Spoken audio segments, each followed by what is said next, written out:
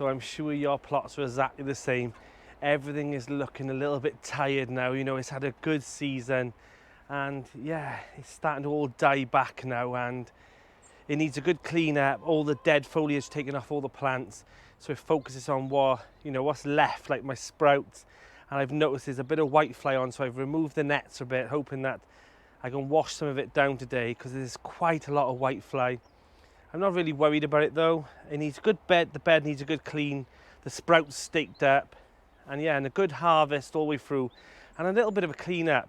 And then perhaps if I got time, I'll head up to the other plot and we'll have a look at that hedging up there and maybe give it a good trimming. But yeah, everything's just looking a little bit tired now and messy, and I don't want it to be left like this for autumn. So a good clean up, set myself up for autumn, and a lot of planting ready for some winter and spring harvest. That's definitely on the plan today. Right, let's go.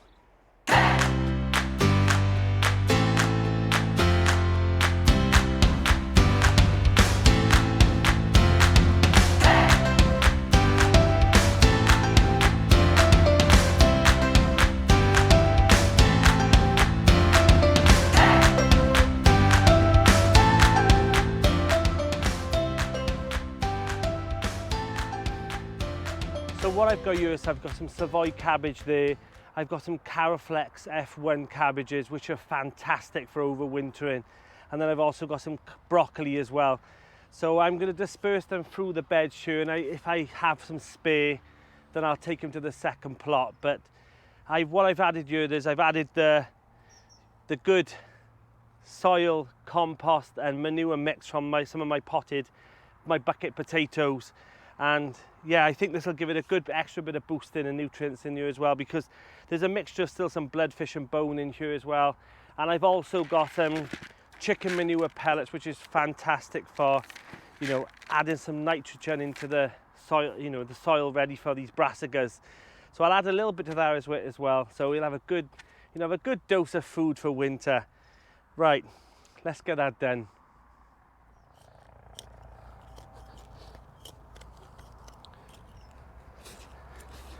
So the good thing about brassicas as well is that if you've got this bit of a leggy area, you can take a few of the leaves off. And this stem, you can bury it a little bit. It's very forgiving, but that's with the brassicas. Don't think you can do that with everything. So take it out, add a bit of this in, then plant this in the hole. And they like a good firm soil. There you go. Ensure you have the right distance in and just plant them all up. Now just remember, these are broccoli, so they'll grow quite big. So I'll give it a good bit of space in. So I've added all the broccoli in, the calabrese, and now I'm going to do the same with the Savoy in here. And like I said, any extras then, at least I've got the overflow beds for those. But a few Savoy will be plenty for overwinter. You don't need too many. But yeah, I'll be happy when they're in.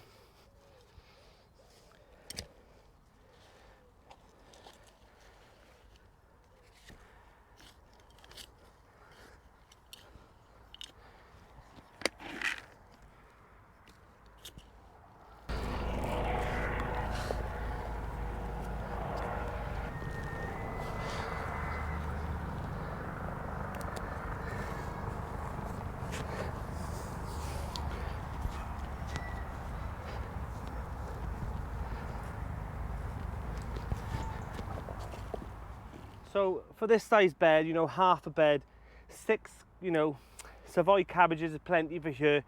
You don't want to overcrowd it, so I think 6 is plenty, because they do take up a bit of space for each cabbage, and a little bit of overlap with the leaves is okay to keep the weeds down as well. But you must remember when you're pouring them in that it does take a good amount of space. If you cram them in, you'll get smaller crops anyway, so it's pointless.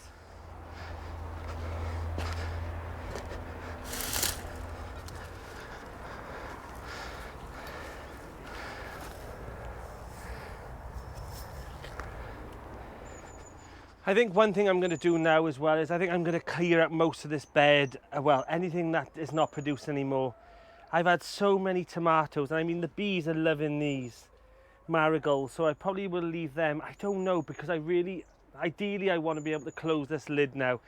It's cooler months, and yeah, like everything is coming to fruition now in the last bits. I've had some that hadn't even come to any fruit in, which is a shame, but they'll come out. But the bees are loving these marigolds, but most things need to come out now. The latar, the house, they've done their job. I've had so much from them. And the peppers are at the last part now. You know, these are the autumn kings, so they can stay in. But the rest of them, you know, they're coming to ripen up the chilies and the peppers now. So I think I'm just going to take most of it out. It's time to just get rid of it all.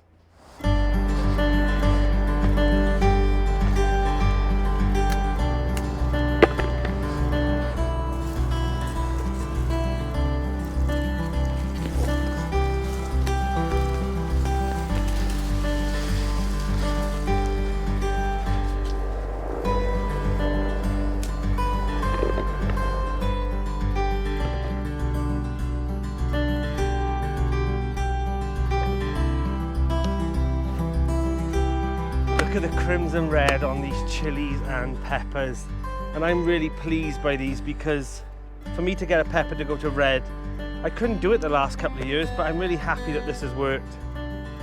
I think what I'm going to do as well is I think I'm going to leave these chilies on the plant to dry in the shed. These are the cayenne peppers, and these are the dwarf eurekas. So what I'll do is, the little label that came with it, it's got a little hole in, I'll just cable tie it or string it to these now so I know which ones are which.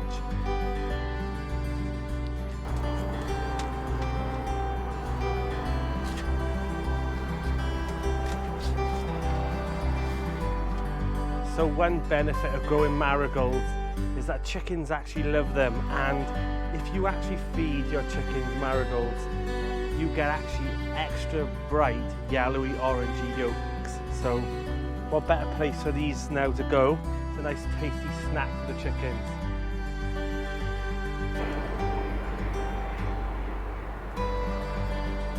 So while pulling out the marigolds, I noticed that there's some hazelnut that's been buried in this polytunnel. So that means that the squirrels are already started to harvest and hide things for winter. So I've cleared most of the mini polytunnel now. The only issue is all these tomatoes that fell off. So I'm gonna have to try and pick out most of them off the ground. Otherwise, what do you think is gonna happen next year? I'm gonna have about 1,000 tomato plants growing through this bed. Right, let's try and pick most of these up now. So I picked up a whole plant pot of tomatoes off the bed, and just like the marigolds, as long as you don't give them tomato foliage, which is actually toxic to them, the tomatoes are fine. So they're going to enjoy all these extra treats now. Waste not, want not.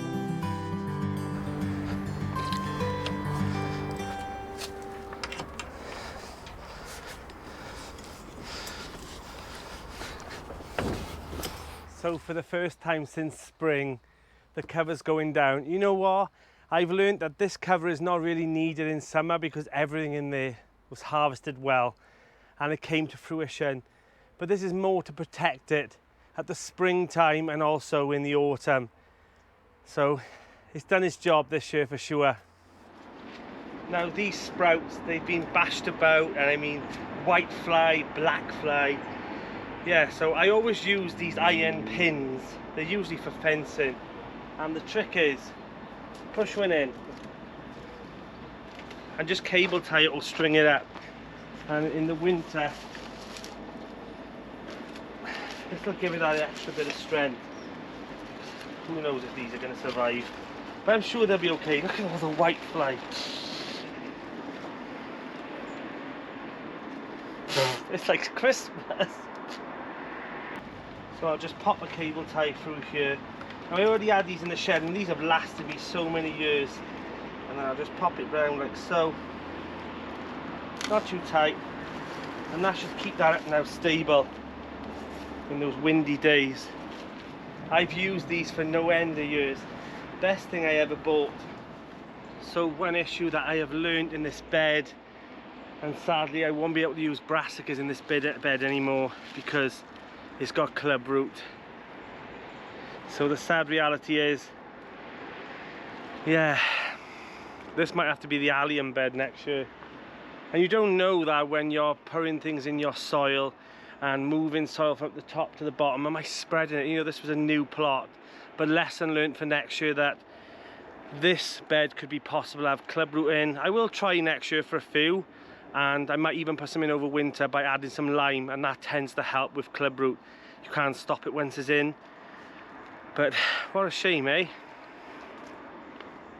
So a few of you on Instagram and on the messages have been saying to me they've seen my Brad's Atomics and they're not quite sure when they're ready to be picked. So I'm going to show you again now when I know that the Brad's Atomics are ready. Let's go and have a look in the greenhouse. So as you remember, I've stripped back all the tomatoes now and they're ripening on the vines. Now, if I show you, this Brad's Atomic isn't ready, and how I know is it's still really green and really firm. Now if you go down here, this one's got like a golden tinge to it, and watch now, it's got the softness, the springiness on the tomato, and that's when you know this one's ready to eat. So it's that time of year again where I start getting muddy again, and I'll start with my bobber hats and my big woolly jumpers. No longer will I be waltzing down that path in my crisp white t-shirts just showing you what I've grown. It's back to the real allotment life of mud and sweat and dirt. Yeah, and those hot baths where you see all that dirt just seep out of your pores. It's back to that time, the real allotment gardening. I'm just going to clean up this bed now. I think I'm going to head up to the other new plot, and I think we'll do a bit of work on there. So, right, let's go do that.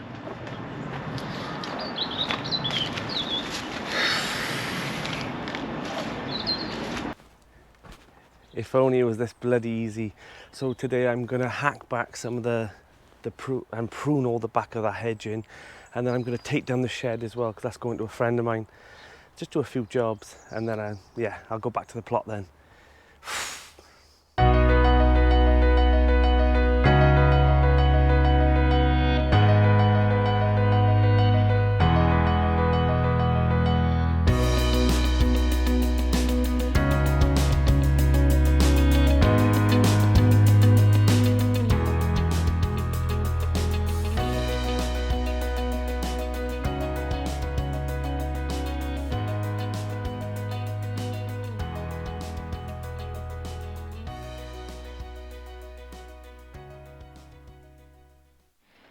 Right, so I'm going to head home. God, it's finally coming to that time where you see me all muddied up.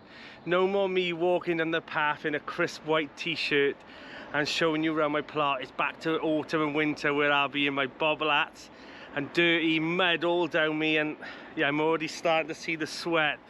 So you can just see that the work has started, and I'm sure you're getting ready to be growing things and weeding and preparing your beds again for winter, spring and summer next year. Comes so quick, doesn't it? Right, I'm heading home. So as I always say, take care guys, and I shall see you all again soon.